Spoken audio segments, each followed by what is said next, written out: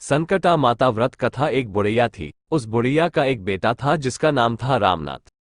रामनाथ धन कमाने के लिए परदेश चला गया।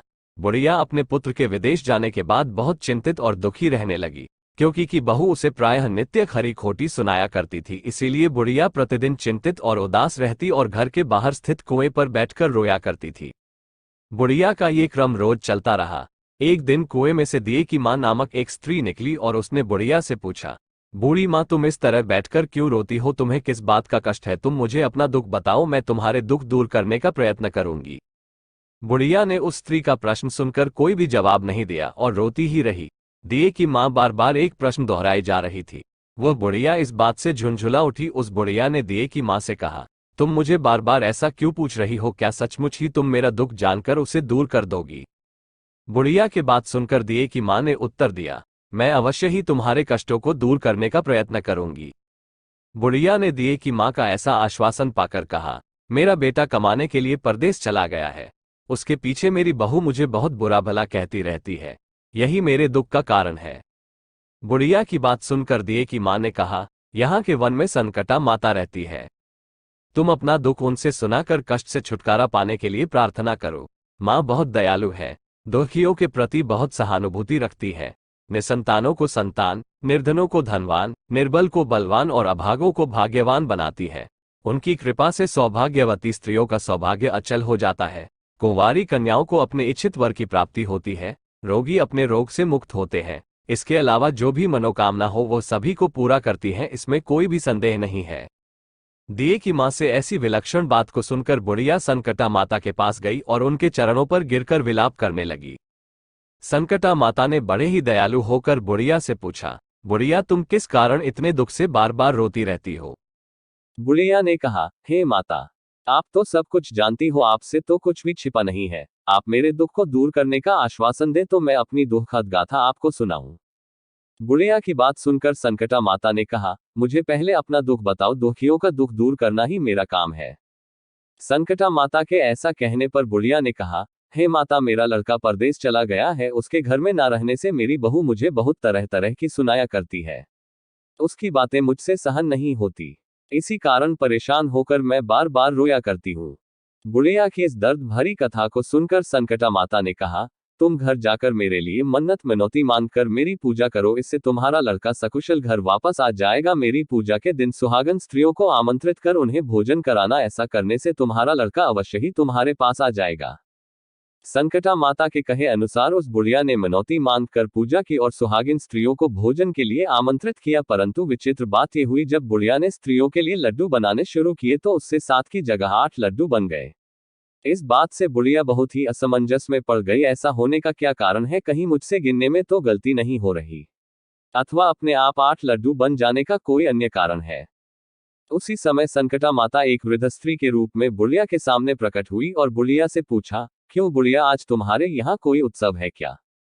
ये सुनकर बुढ़िया बोली, आज मैंने संकटा माता की पूजा की है और सुहागिन स्त्रियों को भोजन के लिए आमंत्रित किया है, किंतु जब गिनकर 7 लड्डू बनाती हूँ तो वे लड्डू अपने आप ही 8 बन जाते हैं। मैं इसी बात से चिंता में पड़ गई हूँ। बुढ़िया की बात सुनकर संकटा माता ने कहा, क्या तुमने किसी बुढ़िया को भी आमंत्रित किया है? बुढ़िया कहने लगी, नहीं, मैंने ऐसा नहीं किया, परंतु तुम कौन हो? संकटा माता ने कहा, मैं बुढ़िया हूं, मुझे ही आमंत्रित कर लो। ऐसा सुनकर बुढ़िया ने उस बुढ़िया रूपधारी संकटा माता को भोजन के लिए आमंत्रित कर लिया। इसके बाद बुढ़िया के घर पर सभी आमंत्रित सुहागनें आ पहुंची और बुढ़िया ने सबको लड्डू तथा अन्य मिठाई आदि का भोजन कराया। इससे संकटा माता उस बुढ़िया पर बहुत प्रसन्न हुई और माता की कृपा से उस बुढ़िया के बेटे के मन में अपनी माता और पत्नी से मिलने की इच्छा उत्पन्न हुई और वह अपने घर के लिए चल दिया। कुछ दिन बीतने के बाद वह बुढ़िया संकटा माता की पूजा कर सुहागिनों को भोजन करा रही थी कि किसी ने उसके लड़के के आने की सूचना दी, लेकिन बुढ़िया अपने काम में लगी रही। उसने कहा, लड़के को बैठने दो, मैं सुहागिनों को जीमा कर अभी आती हूँ। लड़के की बहू ने पति के आने का समाचार सुना। उसी क्षण पति के स्वागत के लिए तुरंत घर की ओर चल दी। लड़के ने अपनी पत्नी को देखकर मन में सोचा कि मेरी स्त्री मेरे प्रति कितना प्रेम रखती है, जो खबर पाते ही मुझसे मिलने आ गई, परंतु मेरी माँ को मुझ पर जरा भी प्रेम नहीं है। मेरे आने की खबर पाकर भी मेरी माँ मुझसे मिलने नहीं आई। जब पूजा का काम समाप्त हो गया, सभी सुहागिनें भोजन करके अपने अपने घर को लौट गई। बुढ़िया अपने बेटे से मिलने के लिए उसके पास पहुंची। माँ के आने पर लड़के ने पूछा, माँ अब तक कहाँ थी? माँ ने कहा, बेटा मैंने तुम्हारी कुशलता के लिए संकटा माता से मिनौती मांग रखी थी, उसी को पूरा करने के लिए सुहागने जीमा रही थी। संकटा माता की कृपा से उसका मन अपनी पत्नी से हट गया। उसने माँ से कहा, माँ या तो मैं यहाँ रहूंगा या ये रहेगी। बुढ़िया ने कहा, बेटा तुम्हें मैंने बड़ी कठिन तपस्या से पाया है, इसीलिए तुम्हें छोड़ नहीं सकती, इसीलिए चाहे बहू का त्याग भी करना पड़े मैं कर सकती हूँ। अतः लड़के ने अपनी स्त्री को घर से निकाल दिया। घर से निकलकर बाहर आई तो बहुत दुखी मन से एक पीपल के पेड़ के नीचे बैठकर रोने लगी। एक राजा उधर से जा रहा था, उसे रोता देखकर राजा रुका और पूछा, तुम क्यों रो रही हो? तब उसने अपनी सारी व्यथा राजा को कह सुनाई। राजा ने कहा, आज से तुम मेरी धर्म बहन हो, इसीलिए रो मत, मैं तुम्हारे सभी कष्टों को दूर करने का प्रयास करूंगा। ये कहकर राजा उस स्त्री को अपने महल में लेकर आ गया। महल जाकर राजा ने रानी को सारी कथा सुनाई और रानी को कहा, देखो आज से मेरी यह धर्म बहन है, इसी महल में रहेगी और इसको किसी भी प्रकार का कष्ट नहीं होना चाहिए। राजा के यहाँ पहुंचकर कुछ दिन बाद धर्म से प्रेरित होकर रामनाथ की स्त्री ने भी संकटा माता का व्रत आरंभ कर दिया और संकटा माता के निमित्त सुहागिनों को भोजन कराने के लिए आमंत्रित किया। उसने रानी को भी आमंत्रित किया। जब सभी सुहागिनें लड्डू खाने लगी तो रानी ने कहा, मुझे तो रबड़ी, मलाई और स्वादिष्ट मिष्ठान ही हजम होते हैं, ये पत्थर समान लड्डू कैसे हजम होंगे? ऐसी अवहेलनापूर्ण बातें कहकर रानी ने लड्डू खाने से मना कर दिया। कुछ समय बाद संकटा माता की कृपा से रामनाथ अपनी पत्नी को खोजते हुए राजा के महल में आया। वहां आकर अपनी पत्नी को संकटा माता की पूजा करते हुए देखा तो संकटा माता को हाथ जोड़कर प्रणाम किया और अपनी पत्नी से कहा, प्रिय मेरे अपराध को क्षमा करो। पत्नी ने कहा है, नाथ ये सब प्रारब्ध से ही होता है, इसमें आपका कोई दोष नहीं है। आप मेरे ईश्वर रूप हो, मेरे ही अपराध को क्षमा करें। ये कहकर दोनों ने विधि पूर्वक संकटा माता व्रत कथा सुनी, संकटा माता की पूजा की। पूजा को समाप्त कर सुहागिनों को जिमा कर दोनों पति पत्नी अपने घर की ओर प्रस्थान के लिए तैयार हुए। जाते समय रामनाथ की स्त्री ने राजा रानी से कहा, जब मुझ पर दुख पड़ा था तो आप लोगों ने धर्म बहन बनाकर मुझे आश्रय दिया था। यदि आपको किसी भी तरह की सहायता की आवश्यकता हो तो मेरी कुटिया में निसंकोच चले आना। ऐसा कहकर दोनों पति पत्नी अपने घर चले आए। संकटा माता के प्रसाद का निरादर करने के कारण रानी पर भारी संकट आ पड़ा। रामनाथ की बहू के जाते ही उनका राजपाट नष्ट हो गया। ऐसी विपत्ति में पड़कर रानी ने राजा से कहा, ना मालूम वो तुम्हारी धर्म बहन कैसी थी, उसके यहाँ से जाते ही सब कुछ नष्ट हो गया। रानी ने राजा से कहा, जाते समय वह कह गई थी कि जब मेरे पर कष्ट पड़ा था तब मैं तुम्हारे यहाँ आई और कदाचित तुम्हारे ऊपर कोई भी कष्ट पड़े तो तुम मेरे घर चले आना, इसीलिए हम लोगों को उसके यहाँ ही चलना चाहिए।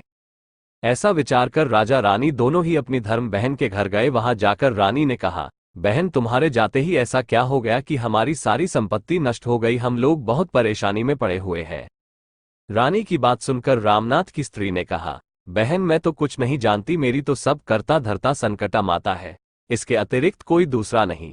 इसीलिए मेरी राय में तुम संकटा माता से अपनी भूलों के लिए क्षमा याचना करो, उन्हीं की मान मनौती से तुम्हारा काम बन जाएगा, तुम्हारे सारे बिगड़े काम अपने आप सुधर जाएंगे। रामनाथ की स्त्री की बातें सुनकर रानी ने श्रद्धा भक्ति से संकटा माता का व्रत किया और सुहागिनों को जिमा कर अनजाने में हुई अपनी सब भूलों के लिए संकटा माता से बार बार क्षमा मांगी। रानी के ऐसा करते ही संकटा माता प्रसन्न हो गई और रात में रानी को स्वप्न में कहा कि तुम दोनों पति पत्नी अपने महल को चले जाओ, वहां जाकर मेरी पूजा करना और मेरे निमित्त सुहागिनों को जिमाना। ऐसा करने से तुम्हारा गया हुआ राजपाट तुम्हें दोबारा वापस मिल जाएगा। सुबह होते ही रानी ने अपने स्वप्न की बात राजा को बताई। रानी की बात सुनते ही राजा उसी क्षण रानी को साथ लेकर अपने महल की ओर चल दिया। महल में आने के बाद राजा रानी ने संकटा माता के कहे अनुसार पूर्ण भक्ति भाव से माता संकटा की पूजा की और सुहागिनों को भोजन कराया। ऐसा करने से उनका बिगड़ा हुआ सारा समय सुधर गया और सारा राजपाट उन्हें वापस मिल गया और वह पहले की तरह राज्य को भोगने लगे। वीडियो लाइक और सब्सक्राइब करें। बोलो संकटा मैया की जय।